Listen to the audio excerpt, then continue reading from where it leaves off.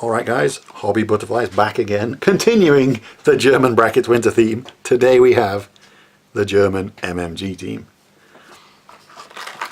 So we've recently done an unboxing of the US winter MMG team. We can, I suppose, see how this compares. Well, they were prone. They were. And these guys, I presume, are on the old... Are they relocating? On the old... No, they're on the old Lafetta. Okay. AKA the MG stand. Ubiquitous MG stand would take an MG 34 and 42. Ah. Which is useful. So first off, heads, we have what looks to be an officer's cap. Am I right? Yeah, it looks like it. Okay, and then we have the field cap and the standard helmet. No camo net. Big base.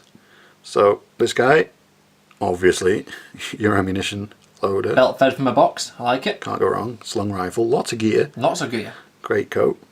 Seems to be a huge amount of detail on these metal kits with the extra gear in the winter lines. This guy is... Firing pose? Yep. So he's got ammo more boxes. paraphernalia around him. Fairly nice. You probably won't see much of him behind the gun. Nope. Last guy, probably my favourite. This guy, I mean, you could use him for anything. Got a bent but slung rifle. Oh, in fact, no, assault rifle. But from the front, That does date the again, yeah, unit slightly. we are, yeah, late war here really. But other than that, I mean, that's really nice.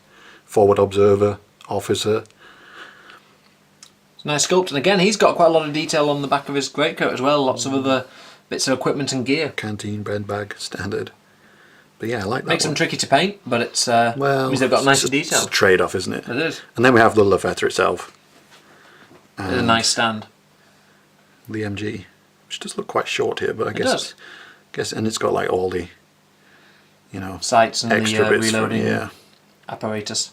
They are a bit flimsy, but once you've attached it to the base, like don't sit on it. With artillery, yeah, we've said before we don't mind not attaching the actual gun to its base in case you want to leave the gun on its own if the unit's been destroyed.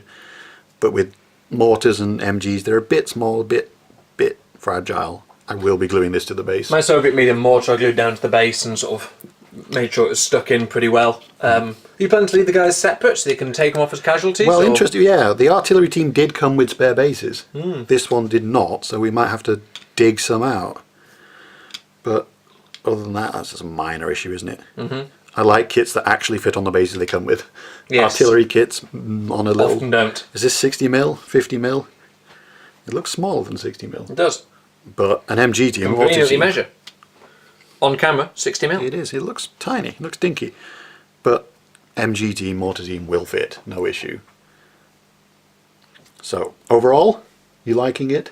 Good kit. Looks good. I really like the detail on the winter German line. There's lots of extra gear that they're carrying with them, which I think really adds to the sculpt. So even though they're relatively monopose, being metal, the detail on them is really nice. That's the trade-off, isn't it? At the end of the day. Detail versus posability. So inside this kit, guys, we have 3 models, which is convenient, given that 3 models is the size of the MMG teams. We have one guy here with his Garand. He does have some ammo belts across his back. Always nice. Looks like ammo belts. Well, I was actually wondering with this guy whether I, on one of these kits, change him out and put him in one of the other teams, because he's prone throwing a grenade, and have someone else sat up with binoculars or something like that next to them.